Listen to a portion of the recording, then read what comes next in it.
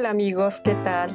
El doctor Tomasini, Alejandra López y su amiga Rosa María les damos la más cordial bienvenida a un programa más de Diálogos Divinos. Tratamos temas a la luz de la divina voluntad y ahorita estamos recientemente pasando la fiesta de Cristo Rey. ¿Sabían ustedes que la fiesta de Cristo Rey nació en México? Esto fue porque por allá de los años de 1914, a la voz e invitación de los obispos de México, la Iglesia consagró, las autoridades eclesiales consagraron a México a Cristo Rey, se consagraron como servidores de Cristo Rey. En la Iglesia ya existía la devoción al Sagrado Corazón de Jesús, muy arraigada, por cierto, pero ningún pueblo, ningún país se había consagrado a Cristo como Rey. Los obispos en esta época estaban muy movidos por hacer conocer la realeza de Cristo y buscaron en el centro del país para hacerle un monumento y para honrarlo como Rey, un lugar donde se le pudiera dar esta significancia a Cristo. Y pues como ya saben, encontraron o lo hicieron aquí en el Cerro del Cubilete, en Silao, Guanajuato. Pero resulta que también por esas épocas el gobierno mexicano pues no estaba muy contento con la religión, entonces comenzaron por ahí ciertas leyes adversas a lo que era a poder tener una devoción pública, y pues se comenzó esto de la persecución, lo que nosotros conocemos como la época de los cristeros, en donde hubo una persecución religiosa aquí en México. Así que, pues ahí por los años de 1917, cuando se estaban construyendo la primera ermita, pues esta en Silao, fue tanto la afluencia de peregrinos que la tuvieron que bajar. Pero ya para 1923, cuando estaba apenas en construcción la segunda ermita, pues por el gobierno mexicano fue destruida, y además pues fue prohibida que hicieran este monumento a Cristo Rey. Pero 2 años después, en 1925, el Papa Pío XI, inspirado precisamente por estos mexicanos que habían proclamado a Cristo como Rey, decretó para la Iglesia Universal la festividad de Cristo Rey en una encíclica que publicó, una fecha muy significativa para nosotros los mexicanos. Esto fue en vísperas de la fiesta de la Virgen de Guadalupe, un 11 de diciembre de 1925. El Papa publica esta encíclica que se llamaba Quas Primas y trata precisamente acerca de la realeza de Cristo y la festividad de Cristo Rey ya instituida en la Iglesia. La realeza de Cristo está firmada a cada paso en la Sagrada Escritura. No es un invento. Todos hemos de recordar varios pasajes en donde se habla, Cristo manifiesta esta realeza. Pues por ejemplo en el Evangelio precisamente de la festividad que estamos viendo. ¿Qué nos dice, doctor? Pues, ¿qué quieres que te diga? O sea, es la fiesta donde se proclama prácticamente a Cristo como lo que es, como el Rey del universo, ¿no? Y como dices en el Evangelio, y yo quisiera entrar de lleno en el tema porque se supone que el tema de este programa es los grados para vivir en la divina voluntad. O sea, este proceso de entrar e irse adentrando en la divina voluntad, pero estamos haciendo este preámbulo de Cristo Rey, porque en realidad el vivir en la divina voluntad es proclamar a Cristo Rey, el verdadero Rey en nuestro interior. Así que vamos a empezar un poquito con esto de Cristo Rey, como ya nos hizo favor Rosy de hacernos algo que quizá desconocíamos, que esta fiesta se inicia en México, ¿no? Y realmente pues es muy halagador que seamos los mexicanos los que hayan proclamado a Cristo como Rey y que luego la Iglesia lo haya puesto a nivel universal, ¿no? Vamos a leer el Evangelio de Mateo. El Evangelio de Mateo donde Jesús nos habla un poco acerca de este reinado, ¿no? Así es. Es de Mateo 25, versículos del 31 al 46.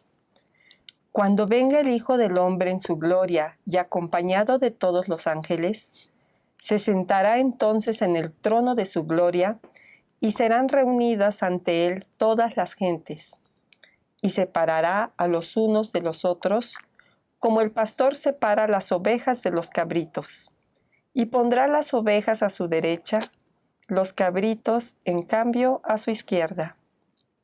Entonces dirá el Rey a los que están a su derecha: venid, benditos de mi Padre, tomad posesión del reino preparado para vosotros desde la creación del mundo. Porque tuve hambre y me disteis de comer, tuve sed y me disteis de beber. Era peregrino y me acogisteis, estaba desnudo y me vestisteis, enfermo y me visitasteis, en la cárcel y vinisteis a verme. Entonces le responderán los justos: Señor, ¿cuándo te vimos hambriento y te dimos de comer, o sediento y te dimos de beber? ¿Cuándo te vimos peregrino y te acogimos, o desnudo y te vestimos? ¿O cuándo te vimos enfermo o en la cárcel y vinimos a verte? Y el Rey en respuesta les dirá: en verdad os digo que cuanto hicisteis a uno de mis hermanos más pequeños, a mí me lo hicisteis. Entonces dirá a los que estén a la izquierda: apartaos de mí, malditos, al fuego eterno preparado para el diablo y sus ángeles, porque tuve hambre y no me disteis de comer, tuve sed y no me disteis de beber, era peregrino y no me acogisteis, estaba desnudo y no me vestisteis, enfermo y en la cárcel y no me visitasteis. Entonces le replicarán también ellos: Señor, ¿cuándo te vimos hambriento o sediento, peregrino o desnudo, enfermo o en la cárcel y no te asistimos? Entonces les responderá: en verdad os digo que cuanto dejasteis de hacer con uno de estos más pequeños, también dejasteis de hacerlo conmigo. Y estos irán al suplicio eterno, los justos en cambio a la vida eterna.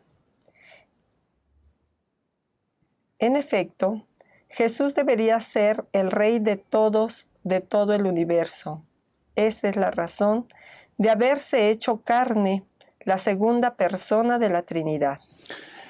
Bueno, como vimos, aquí simplemente, nos está hablando Jesús de que cuando venga en gloria, en su gloria y acompañado por todos sus ángeles, ¿no?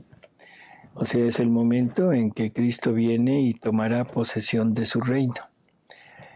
¿Cuál es este reino en este fragmento del Evangelio? Todos aquellos que lo acogieron, todos aquellos que lo visitaron, que le dieron, o sea que realmente lo tuvieron con ellos. Esos serán en su pueblo, serán todos los que formarán parte de ese reino. Un reino sin pueblo no es reino. Esto hay que entenderlo así. A nivel del Evangelio nos están hablando de un lugar en donde las personas lo acogen o lo rechazan. Los que lo acogen formarán su pueblo y se formará realmente el reino. Los que lo rechazan serán quitados, serán expulsados de esa parte, y las palabras de Jesús son tremendas: apartados de mí, malditos, ¿sí? Porque no me acogisteis, no me disteis, no me vestisteis, no me rechazaron totalmente. Bueno, prácticamente esta es la finalidad de Jesús en la tierra. Ahora vamos a ver, o sea, un poquito, qué es lo que nos dicen el Luisan a través de los escritos, sobre todo viendo este punto del reino, ¿sí? A ver si nos... En el volumen 25, la lectura 34, en el número 2. Mira, bastó un acto de sustracción del primer hombre a nuestra voluntad divina para cambiar la suerte de las generaciones humanas. Y no solo eso, sino que cambió la misma suerte de nuestra divina voluntad. Esto es importantísimo. O sea, no es el hombre nada más el que se sale. No es el hombre el que sufre las consecuencias. No es el hombre el castigado. Sino Dios mismo, esta divina voluntad, es expulsada de su reino, es sacada de su finalidad y es castigada por el hombre a estar a un lado, queriendo dar todo lo suyo y no pudiendo. Y la finalidad de la divina voluntad para nosotros era darse totalmente, y nosotros le pusimos un obstáculo infranqueable, que es la voluntad humana libre, y entonces la divina voluntad se ve castigada. Y prácticamente es el mismo castigo que le da al hombre. La tierra te negará sus frutos y tendrás que trabajar y sudar para obtenerlos. Ahora Dios tiene que trabajar, y la tierra, el hombre, le negará sus frutos y tendrás que sudar para conquistárselos.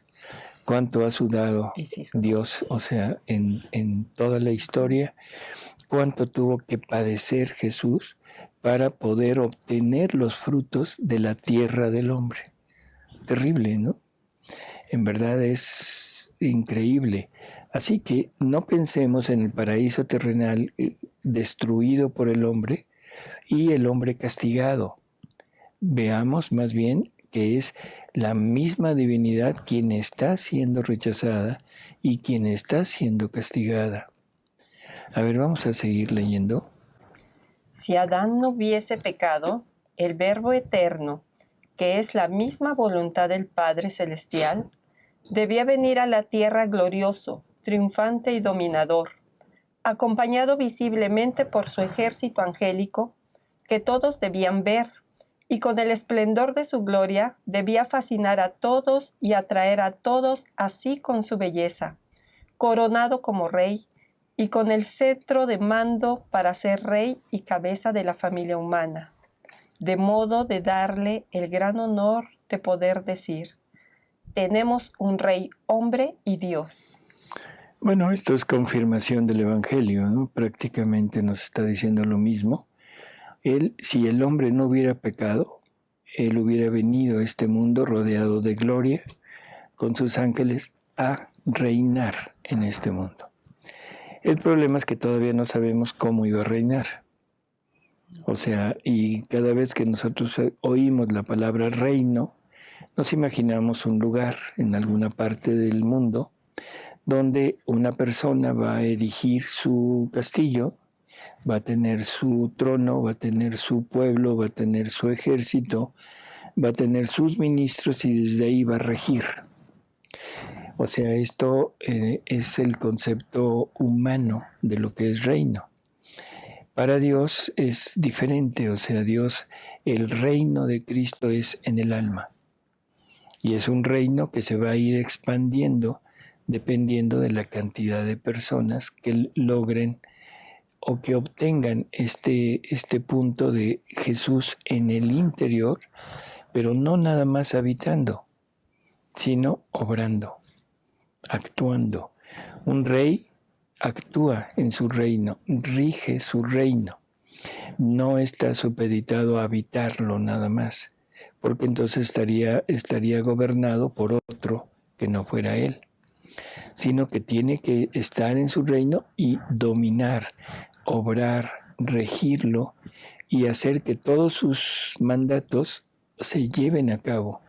Y ese es el reino de la divina voluntad, cuando la criatura acepte a este Jesús, pero lo acepte como vida en él.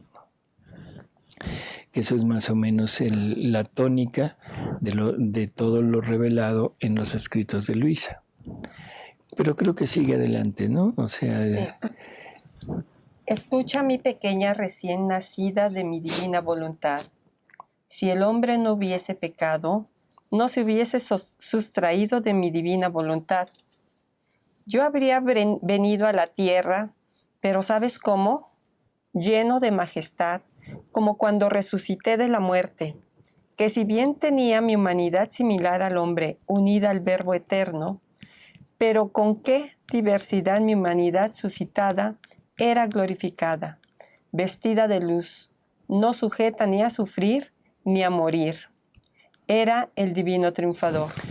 Ojo con esto. La venida triunfante de Jesús empieza ahí. O sea, empieza en la resurrección. Es en el momento en que Jesús aparece en plena gloria y con todas las características prácticamente de una humanidad glorificada, de una humanidad que ha adquirido las cualidades divinas y que ha perdido la sujeción a las leyes físicas y a la temporalidad y al espacio. Prácticamente ese es el inicio de este Cristo triunfador. Entonces no hubiera tenido que venir como bebé, como niño, como adolescente, como joven. Todas esas partes que pasó en la redención ya no hubieran sido necesarias. Bueno, es que ese es el punto. O sea, bueno, ¿te refieres a que si el hombre no hubiera pecado? Sí, hubiera sido igual. Porque el hombre tenía que reconocer en Cristo a un semejante. Y para que realmente hubiera podido convivir con él, hubiera tenido que tener todas las etapas del ser humano, porque si no, el ser humano no podría unirse en toda su infancia, su adolescencia y su vida intrauterina, no lo hubiera podido unir a la vida de Jesús. Entonces Jesús tenía que ser forzosamente igual a nosotros, en ese sentido. Aunque Adán no se hubiera salido de la divinidad. Aunque Adán no se hubiera salido. Pero María hubiera aparecido prácticamente quizá como hija de Adán. O sea, hubiera venido casi inmediatamente, ¿no? El problema es el pecado que hizo que se separara y que ya no hubiera esa secuencia de actos, ¿eh? Por lo tanto, o sea, aquí lo que tenemos es simplemente la idea de un Cristo triunfador que empieza su reinado en el momento de la resurrección. Pero la culminación de este reinado será hasta el que se establezca el reino de la divina voluntad obrante en la criatura. O sea, ha sido un periodo de 2000 y tantos años y quién sabe cuántos más para que realmente la criatura acepte esta divina voluntad obrante en ella. Así que bueno, no sé, creo que con eso terminamos esa lectura, ¿verdad? No, sí, está bien. Sí. En cambio, mi humanidad, antes de morir, estaba sujeta, si bien voluntariamente, a todas las penas. Es más, fui el hombre de los dolores. Y como el hombre tenía aún los ojos ofuscados por el querer humano, y por eso aún enfermo, pocos fueron los que me vieron resucitado, lo que sirvió para confirmar mi resurrección. Después subí al cielo para dar tiempo al hombre de tomar los remedios y las medicinas, a fin de curarse y se dispusiera a conocer mi divina voluntad. Permíteme, esta es una cosa que es necesario entender. El inicio del reinado empieza ahí, pero no lo podía dar en ese momento. O sea, tenía que esperar a que el hombre se curara, el hombre lograra entrar en un ambiente más espiritual, y por eso es que deja a su iglesia con todo el ajuar que Él nos dejó de sacramentos, de gracias, de todo, para irnos curando. Es como si entráramos en un hospital para curarnos de una tremenda enfermedad que se llama voluntad humana obrante. Y esa etapa es la etapa que hemos ido cursando y que ahora llega prácticamente al final, cuando Jesús cree, piensa, decide que ya es tiempo de dar su voluntad nuevamente y que la criatura está preparada para poder obtenerla y para poder vivirla, ¿no? Eso es importantísimo, entenderlo así de esa manera, ¿no? Entonces, con la redención es como si es con lo que quedamos curados, y esta etapa en la que poco a poco nos va dando conocimientos de la divina voluntad se puede llamar una etapa de rehabilitación para volver a ejercer en vida la divina voluntad. Sí. Ahora, vamos a un punto que es importante. ¿Qué significa ser rey? Porque ese es como el punto, es decir, para quitar esa incógnita que decíamos hace un momento. Sí. Que rey para nosotros significa una persona que llega, rige sobre un territorio y tiene a un pueblo que está a sus órdenes. Nada más lejano de lo que significa ser rey para Dios, ¿no? Uh-huh. Vamos a ver qué es lo que significa ser rey para Dios. Ok. Mi buena hija, rey, creador, voluntad divina, significa dominar, investir y tener nuestra vida dentro de cada cosa creada por nosotros. Crear significa extender la propia vida, esconder nuestra voluntad creadora en la misma cosa creada por nosotros.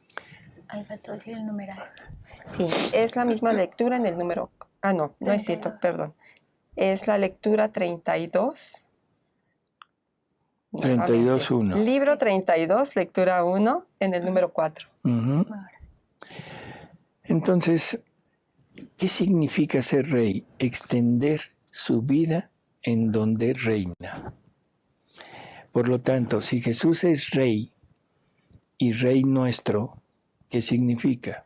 Que tiene que extender su vida. Que tiene que extender su vida en nosotros para que realmente podamos decir que es nuestro rey y nosotros ser su reino.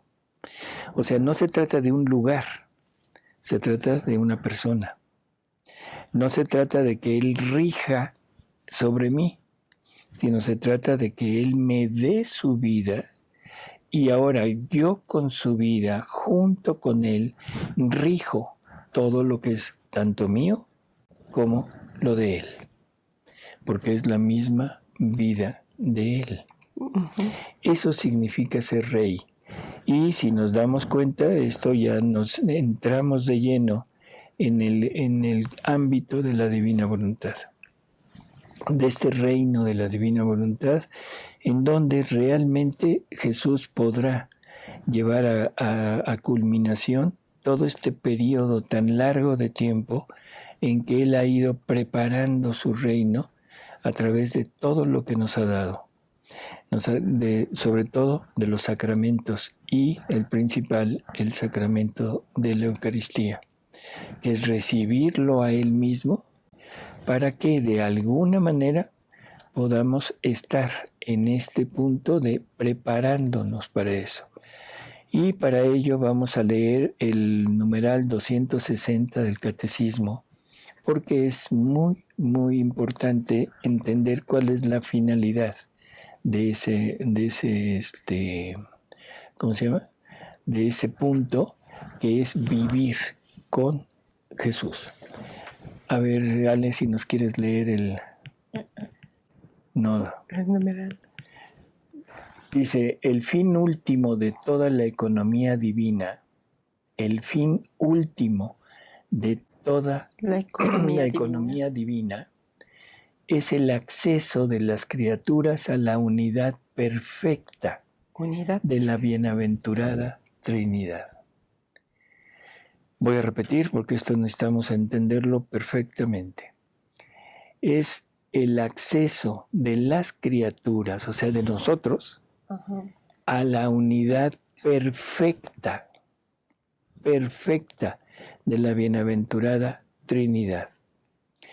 Cuando Jesús dice, yo en ellos, tú, Padre, en mí, para que ellos sean uno con nosotros, como tú y yo somos uno, es exactamente esto. Es llegar a esa unidad total con la Trinidad. Y luego dice, pero desde ahora somos llamados a ser habitados por la Santísima Trinidad. Wow. Esa es la santidad humana. Aquí está perfectamente definida santidad divina y santidad humana. Santidad humana, ser habitados por la Trinidad, que eso es lo que todos los santos, todos los buenos han logrado, ¿sí? Y el catecismo sigue diciendo en este punto, si alguno me ama, dice el Señor, guardará mi palabra, y mi Padre le amará, y vendremos a él, y haremos morada en él. Este es el Evangelio de Juan, en el 14:23. Esa es la santidad humana. La santidad divina es la unidad perfecta con la Trinidad. ¿Qué quiere decir? Ser uno con ellos, como ellos son uno. En el mismo, me estaba recordando ahorita, el mismo Juan 14, pero si lo empezáramos a leer desde el número 19, dice más o menos así, ustedes, bueno, ahora el mundo me ve, pero dentro de pronto ya no me verá. Ustedes me verán porque yo estoy vivo y ustedes están vivos. Y luego dice en el 20, y en aquellos días, en aquellos días se conocerá que yo estoy en el Padre y el Padre está en mí y ustedes están en mí y yo en ustedes.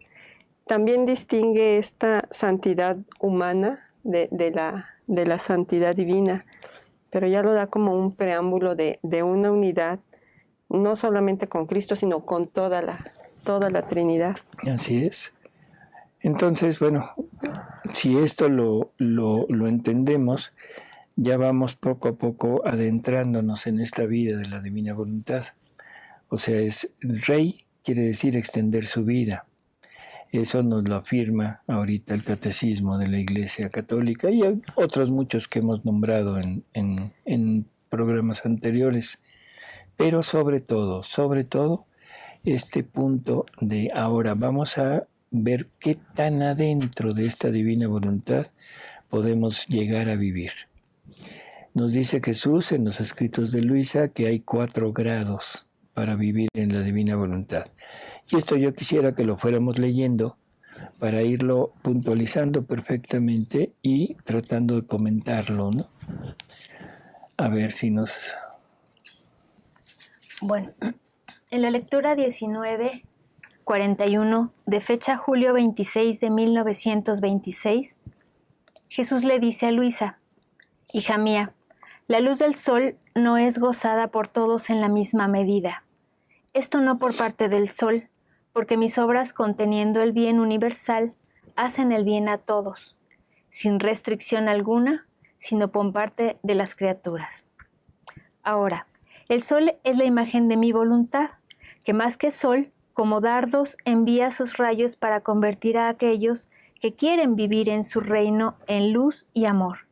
La imagen de estas personas son los 4 grados del vivir en mi voluntad. La primera, se puede decir que no vive en su reino, sino solo a la luz de mi reino que expande a todos el sol de mi querer. O sea, ¿cómo podríamos conceptuar a esta persona? Una persona que vive, que está, o sea, dentro de este mundo, pero que está totalmente aislada del sol directo, ¿sí? Uh-huh. Está en su casa, tiene cortinas, tiene puertas cerradas, tiene todo. Le llega la luz, sí, pero difícilmente le puede llegar los efectos del sol. cómo sería el calor, cómo sería la fecundidad, en fin, todo lo que el Sol contiene en sí mismo, le llega muy mitigado. ¿Por qué? Porque está rodeado por cosas terrenas y porque lo único que ve, para lo único que le sirve la luz del sol es para ver lo suyo. O sea, lo que hay dentro de su casa, lo que hay dentro de la tierra. Pero no tiene acceso a los bienes que esa luz contiene. Ni en ella habría huellas de que hay sol, ¿no? Porque uno está al sol y se pone chapeado. Y las personas que están aisladas están todas pálidas. Están sin efectos en ella de así es. Serían las personas que se ponen a leer el libro de cielo y dicen, ¡ay, qué bonito! Pero lo dejan en el buró y se ponen a hacer otras cosas, ¿no? Podría ser, pero yo más bien lo vería como la persona que no le interesa nada de Dios, ¿no? Porque está rodeada de su mundo y un mundo que está iluminado por ese sol, pero no le interesa el sol, no le interesa de dónde viene la luz. Lo que le interesa es ver lo que está iluminado porque es lo que le pertenece a él. O sea, prácticamente está ajeno a todo lo que es Dios. A ver, seguimos con la lectura. Usa el sol, pero no se pone en contacto con el sol. Claro. La segunda es la imagen de quien ha entrado en los primeros pasos de los confines del reino del supremo querer. Esta goza no solo más luz, sino goza también el calor. Uh-huh. O sea, aquella persona que de repente se sale de su casa y se pone en la calle, en el jardín, y recibe más cantidad de luz, recibe el calor, o sea, sobre todo en esas épocas de frío es muy claro, ¿no? Sale uno al sol y se siente el abrazo de ese calorcito sabroso. Bueno, pues esta persona ya empieza a adentrarse en los bienes de la luz, pero todavía está prácticamente atado a este mundo y las cosas del mundo siguen estando a su alrededor y prácticamente no tiene tanto contacto con el sol. Es más, el sol la deslumbra. Si quiere ver el sol, se deslumbra y ya no ve nada. Por eso es que aparta su vista del sol y se dedica a ver las cosas que lo rodean, o sea, el mundo. Y está parado en el mundo. O sea, depende del mundo. O sea, está totalmente sumergido en esta vida. Pero en relación a Dios, ¿en qué punto estaríamos hablando? De personas que se adentran, o sea, que tienen su creen, costumbre, pero no practican. Costumbres religiosas, creen una creencia, yo diría, tradicionalista, por costumbre, por herencia familiar, y que de vez en cuando, bueno, acuden a funciones religiosas cuando hay algún evento, ¿no? Pero no están adentradas realmente. Aquí hay otra característica que dice, el aire que respira es puro, y respirándolo se siente morir las pasiones. Es constante en el bien, soporta las cruces no solo con paciencia, sino con amor. Pero como está en los primeros pasos de los confines, mira la tierra y siente el peso de la naturaleza humana. Todavía le falta. Por eso está en esa parte en donde la resignación, el aire que respira es puro, sí, cuando se acerca un poco a Dios siente paz, siente tranquilidad, pero está en la etapa de resignación, está en la etapa de sometimiento, está en la etapa de un ofrecimiento de sí mismo, pero con la firme y total decisión, o petición más bien, de decir, Señor, ayúdame, quítame todo esto.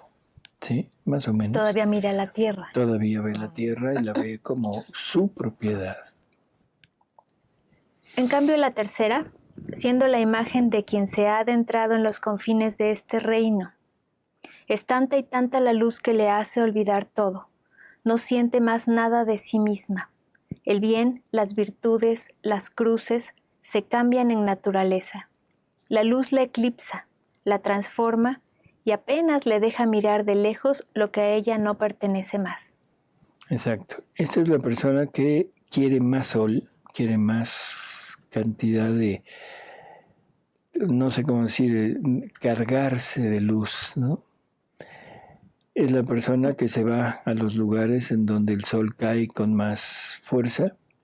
Puede ser a nivel del mar, puede ser arriba de una montaña, en donde se sienta totalmente lleno, rodeado por esta luz, por este calor, y eso la va a hacer olvidar la parte de su mundo terrestre. Y como dice ahí, o sea, esa luz inmensa la va a cegar y no le va a dejar ver ya las cosas de la tierra.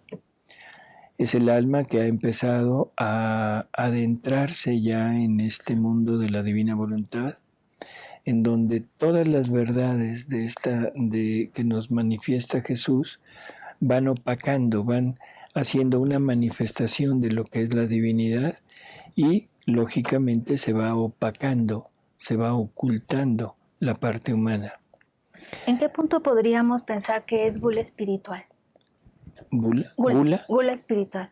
Que una persona quiere seguir en esto, pero nada más por ese sabor de saber más. No, yo creo que por el querer saber más, o sea, es que aquí hay lo siguiente. Hay que entender que nadie puede saber si no se vive.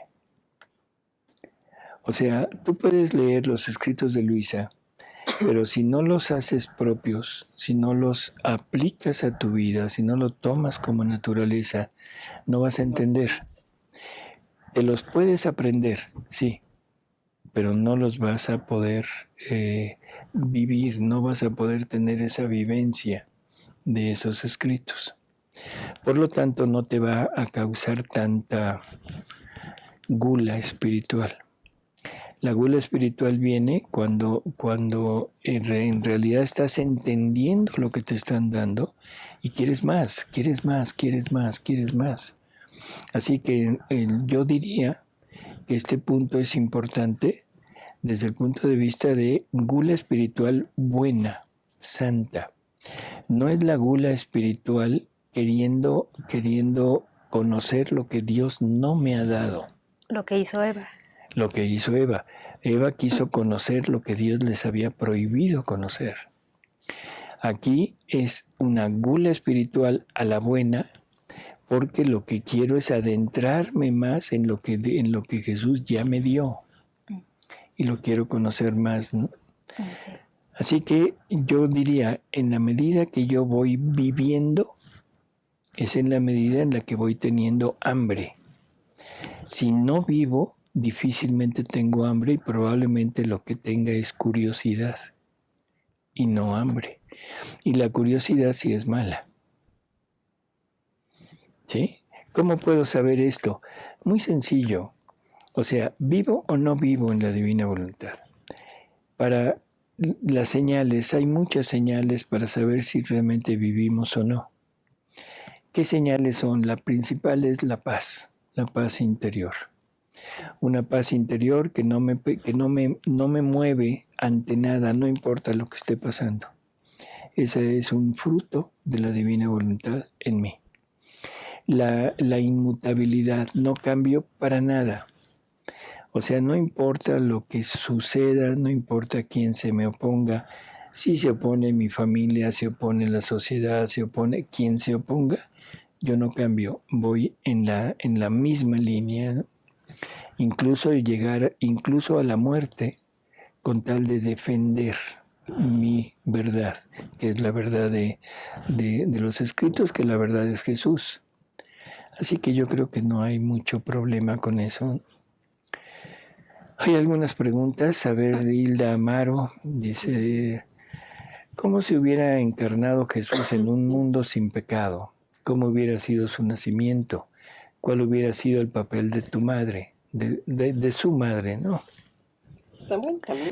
O sea, es muy sencillo, todo hubiera sido igual, menos en la parte cruenta, menos en la parte sufriente. Ajá. Hubiera venido a reinar desde un principio, hubiera tenido que nacer como bebé, como decíamos hace un momento, para poder igualar sus actos de niño, de bebé, de dentro del útero, poder igualarlos para hacer una perfecta imagen suya en nosotros desde que nació hasta que murió. Bueno, ahí no hubiera muerto, perdón. O sea, y el hombre no hubiera muerto. Entonces hubiera sido exactamente igual, ¿sí? Pero en lugar de venir pobre y sufriente, hubiera venido con una humanidad ya glorificada. Así es, y hubiera venido a reinar. Uh-huh. ¿Sí? Luego dice Gabriela, dice, cuando se habla de un nuevo Pentecostés, donde se hable del Evangelio en todos lados, es que la humanidad conozca la espiritualidad de la divina voluntad. Digo porque esto debe ser conocido por todos. No algunos.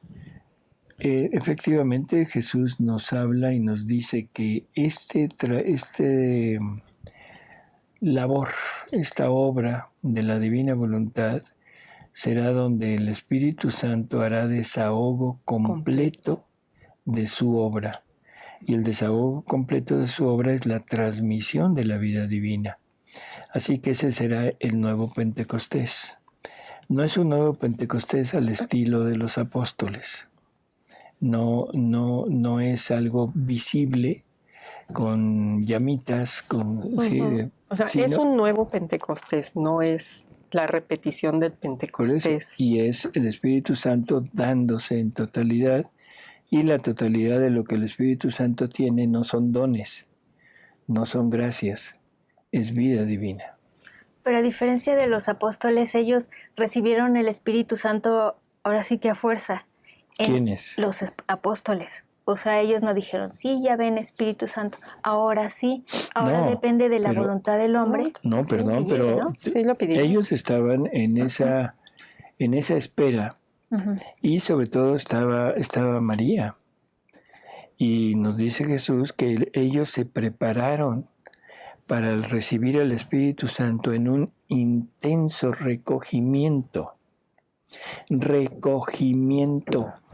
¿sí? En una intensa oración con María para prepararse para la venida del Espíritu Santo. Era la promesa del Padre. Entonces, no sabían exactamente qué era, pero no sabían exactamente qué era lo que iba a pasar, pero sí sabían que algo tenía que suceder porque iba a venir ese Espíritu de Dios a ellos. Jesús se los prometió antes de ascender al cielo. Les conviene que yo me vaya. Así es. Porque voy por él a cumplir la promesa del Espíritu Santo. Y yo les voy a mandar al Paráclito, ¿no? Entonces, ahora nosotros sí sabemos lo que es. Bueno, tenemos una idea de lo que es. Tenemos esa idea de que el Espíritu Santo se va a difundir en toda la humanidad, pero no tenemos conocimiento del cómo. Y los escritos de Luisa, o sea, nos van llevando de la mano para ir entendiendo el cómo, porque la vida divina se va a ir formando en nosotros gracias a esta voluntad divina obrando en nosotros, porque es Jesús mismo quien va a estar dentro, llevando a cabo sus obras y fundiéndonos con Él para irnos haciendo crecer en esta plenitud de vida divina. Pero lo que me refería era que, por ejemplo, ahora de nosotros depende. Ah, sí, de nosotros depende. Ahora de nosotros depende si aceptamos o no este segundo Pentecostés, ¿no? Así es. Estaba la propuesta y entonces ya cada quien la toma. Antes, ¿no?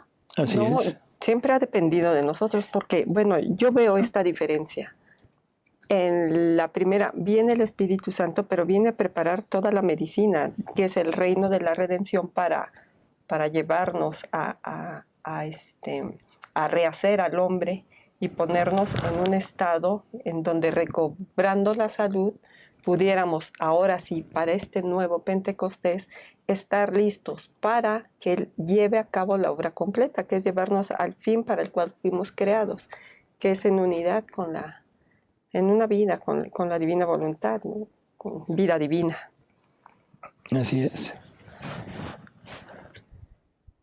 ¿Otra pregunta? Dice Marilú García, dice, soy principiante y estoy conociendo la divina voluntad. Hago los actos preventivos y actual y al dormir, pero descubro mi inconstancia y me desanimo. ¿Cómo puedo no desilusionarme de mí? Porque si quiero lograr vivir en la divina voluntad para salvar almas para la gloria de Dios, ¿podría sugerirme cómo hacerlo? Mire, no se desanime. Usted misma está diciendo que es principiante. Está haciendo lo que Jesús nos va recomendando, que es el acto preventivo, el acto actual, en fin. Yo le recomendaría, por favor, no meterse tanto a esto, o sea, no tratar de hacer perfecto esto. Primero vamos a leer el libro 1, porque el libro 1 es la puerta de entrada a este reino. El libro 1 es el que nos abre este camino para poder decir vivo en la divina voluntad, vivo. Una vez estando en él, Jesús nos va a ir poco a poco dando su voluntad y Él nos dice que es su voluntad la que nos va a ir guiando, ¿sí? La que nos va a ir instruyendo sobre el cómo irlo haciendo. Al principio surgen muchas dudas, surgen muchas inquietudes y sobre todo ciertas, como diríamos, cosas que aparentemente nos dicen que no estamos en la divina voluntad, como sería el desánimo. Y el desánimo es uno de los enemigos principales de esta vida. No se preocupe, yo creo que está bien, pero por favor, lea el libro 1 con mucha calma y no solo léalo, sino vaya tratando de irlo haciendo vida en usted. Y con eso, y ya luego sus lecturas, que esto del acto preventivo y todo, ya está por el 11, 12, yo creo que esto le va a dar una ayuda tremenda y un empuje para lograr vivir y poco a poco se irá afianzando en esa vida, ¿sí? Uh-huh. Vamos a seguir leyendo el último grado. Uh-huh. Entonces teníamos el primero que vive fuera del sol, o sea, en una casa, en una cueva, en donde quieran. Donde no le da el sol. Donde no le da, sino le da indirecto. Segundo, el que se adentra, el que sale al exterior, que es el que ya se entrega, ya reconoce a Dios como creador, reconoce a Dios como Padre, practica algo de su religión, pero no es totalmente entregado, ¿sí? El tercero es el que ya está en el camino de la santidad, el que vive prácticamente, quiere vivir para Dios y se ve inmerso en Dios, ¿sí? Pero todavía está parado sobre la tierra y todavía ve parte de la tierra. El último grado, que es el que vamos a leer ahorita, que es el cuarto grado, que es como el punto culminante, donde realmente Jesús va a poder formar su reino en nosotros. A ver. Dice Jesús, la cuarta imagen es la más feliz, porque es la imagen de quien no solo vive en mi reino, sino de quien ha hecho adquisición de él. Eso es precioso. Ya. No solo vive. Poseedor. Sino se hace poseedor del reino. Y si el reino es la divina voluntad, ¿de qué nos hacemos poseedores? De Dios mismo. De la divina voluntad. Es curioso. Dice, esta sufre la consumación total en el sol supremo de mi querer. Ahí está, en Dios, totalmente inmersa en Dios. Así es. ¿Qué es consumación total? Donde ya lo humano prácticamente se pierde y se funde con esta parte divina, y esta parte divina es la que rige ahora en él, no como un régimen autoritario, no como un régimen querido o aceptado por la criatura, sino como un régimen que ahora es de la criatura. La criatura ya no se ve regida, sino ahora la criatura rige junto con Dios. Ya no es conducida por órdenes, sino el querer de uno y del otro es el mismo. Exactamente el mismo. ¿Sí? El eclipse que le hace la luz es tan denso que ella misma se vuelve luz y calor. Punto especial. Ya no está sujeta a recibir la luz, sino ella es luz y calor. Uh-huh. Ya no la deslumbra la luz porque ella es luz. Uh-huh. La tierra desaparece para ella en el sentido de ver lo que tiene. Ahora ella da luz y calor a la tierra.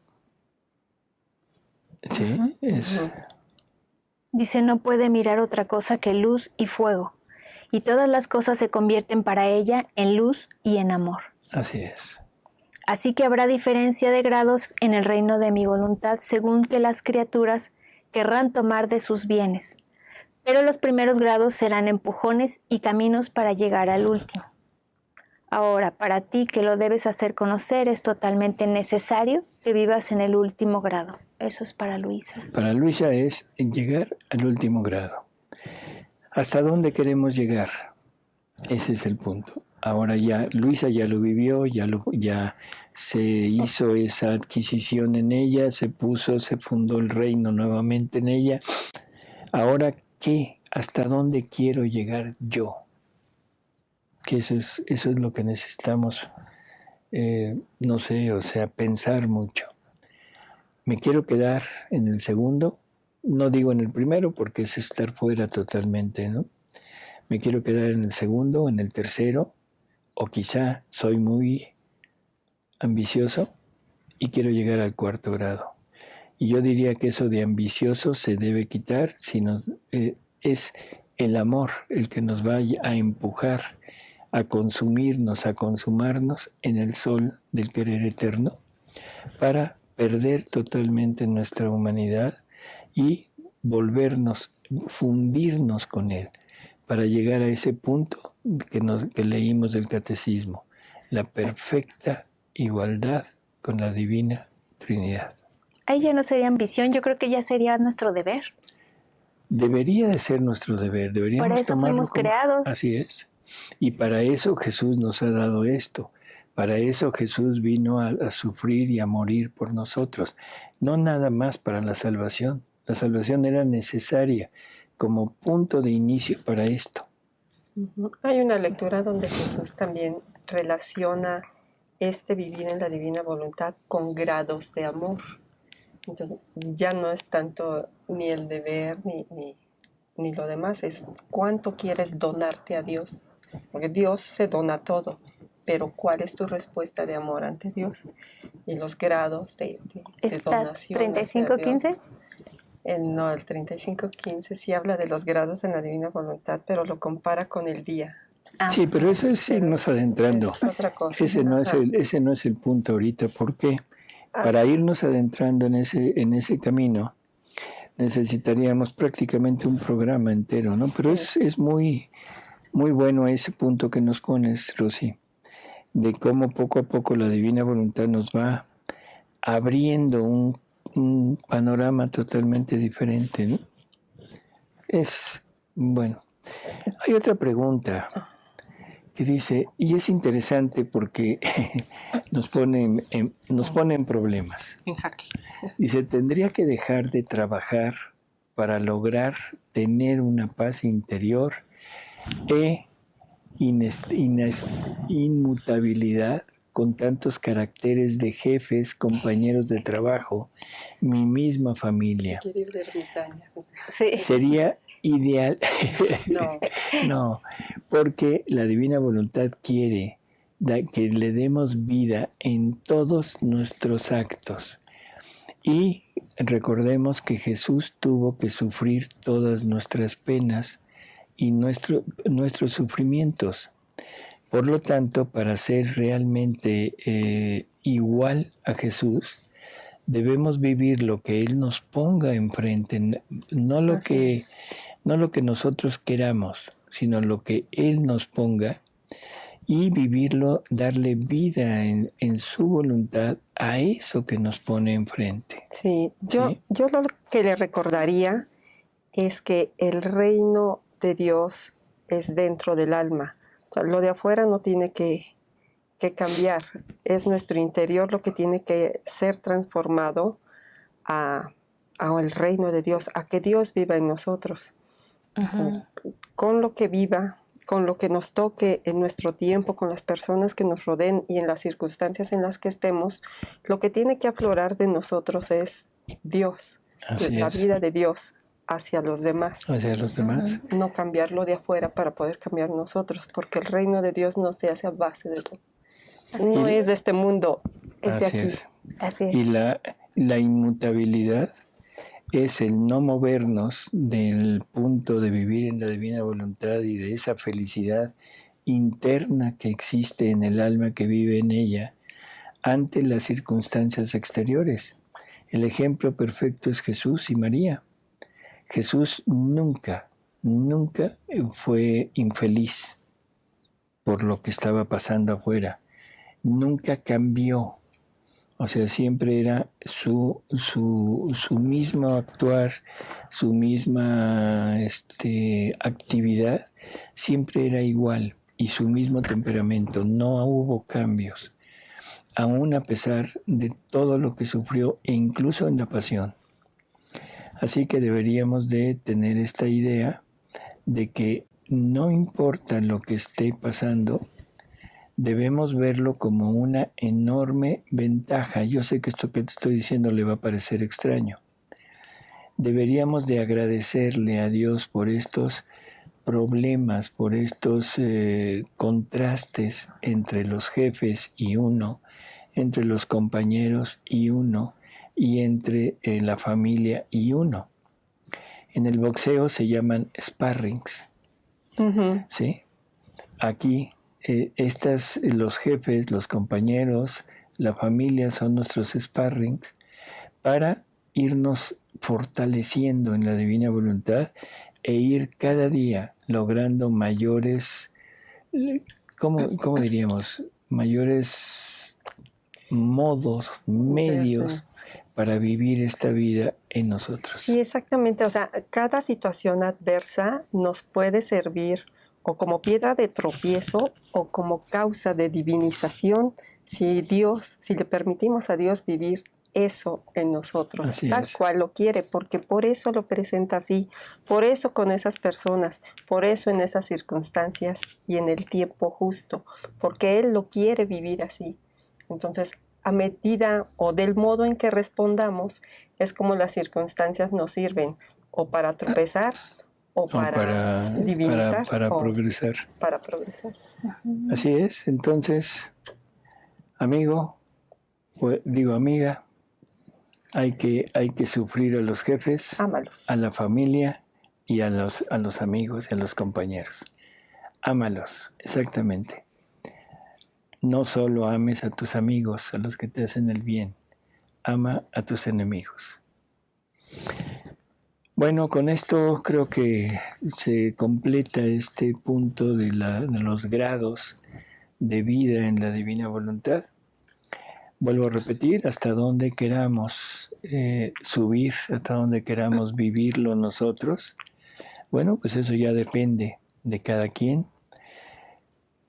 Yo diría que si Jesús nos ha dado sus escritos, su vida, sus verdades, es que Él quiere que vayamos hasta el último grado, que hagamos vida en la divina voluntad, no nada más actos. Pero, ¿qué tanto le queremos dar nosotros? ¿Qué respuesta queremos darle? Eso es lo que tendremos que meditar mucho. Hay todavía 2 preguntas. Dice, ¿cómo sería darle vida? ¿Podría dar un ejemplo, por favor? Madre Santa, ¿cómo sería darle vida a esto? Vamos a poner un sufrimiento. Le voy a dar vida a ese sufrimiento. ¿Cómo? Montando en ese sufrimiento el sufrimiento de Jesús. Haciéndolo, viviéndolo desde la divina voluntad y poniendo en cada acto mío de sufrir aquello, ahí voy a poner la divina voluntad, y la divina voluntad pondrá en cada acto de sufrimiento mío, pondrá una vida de ella, una vida divina, en donde Jesús podrá repetir sus sufrimientos en los míos. No sé si hay algún otro ejemplo, pero creo que con eso sería suficiente. Lo mismo en las alegrías, lo mismo en cualquier situación, siempre tener presente que es la divina voluntad poniendo su acto, y que cada acto de la divina voluntad es una vida divina que se pone en aquel acto. Luego José Luis Cervantes dice: hola, una vez que digo sí quiero y de repente fallo en algún pecado, ¿la divina voluntad la ausento o la acojo? ¿O hay grados de entrega ya dentro? Es que estos grados que acabamos de decir es con la constancia, yo diría, no es tanto la intensidad, sino la constancia. Si yo estoy viviendo ahorita en la divina voluntad y luego peco, es que no llevo vida en la divina voluntad, o sea, estoy haciendo actos en la divina voluntad. Mientras yo siga en esta alternancia de ahorita en la divina voluntad, después en mi voluntad humana, después en la divina voluntad, después en la voluntad humana, Jesús dice que Él nos va prestando su voluntad para irnos acostumbrando a vivir en ella. Pero que vida, no, esos son actos nada más. Y hay algo que es tremendo, porque dice: yo no hago trato con niños que hoy dicen sí y mañana dicen no. ¿Qué es eso? Es exactamente lo que nos está poniendo. Yo ahorita entro y luego actúo, ya no hablemos de pecado, actúo por mi voluntad. Vuelvo a entrar en la divina voluntad y vuelvo a actuar en mi voluntad. Eso debería de ser al principio, y el tiempo es variable, pero de eso ir pasando cada día a una vida constante en esa divina voluntad, a no separarme ya de ella, y llegar al momento en que nunca volveré a usar mi voluntad sin la voluntad de Dios, unido a la voluntad de Dios. Que se vaya cumpliendo lo que dice la palabra de Dios a través de San Pablo, cuando decía que en el transcurso del tiempo que yo vaya disminuyendo para que Cristo vaya aumentando. Y esto puede ser nuestro trabajo para ir formando el reino. Yo lo que sí les diría es que a pesar de esto no se desanimen. El pueblo de Israel tardó 40 años en llegar a la tierra prometida. No tarden 40 años, pero hay situaciones que pues bueno, hay que vivir. Al principio todo era caos, pero el Espíritu Santo aleteaba sobre las olas. Nuestra vida al principio es un caos, pero ya vamos en un camino, ya se han construido cosas, al menos en nuestra mente, ya separamos la luz de las tinieblas, ya podemos distinguir lo malo y lo bueno, y entonces dejemos que Dios siga construyendo el reino dentro de nosotros. Es solamente la disposición, y por nada del mundo desanimarnos a pesar de nuestros yo, pero siempre estar dispuestos. Así es. Y una última cosa ya para terminar, porque ahorita que nombra Rosy esto de ese pueblo judío, el pueblo judío no tardó 40 años. Eso ¿no? Es irremediable, no, lleva cerca de 4,000 años buscando la tierra prometida. Porque aquella promesa que le hacen a Abraham no era una promesa para el pueblo israelita, para el pueblo judío nada más. Era una promesa para todo su pueblo, su nueva Jerusalén, que somos todos aquellos que íbamos a vivir con él. Por lo tanto, o sea, es un caminar, es una continuidad del Antiguo Testamento con el Nuevo Testamento. No hay ruptura. Pero esa tierra que emana leche y miel no era Israel.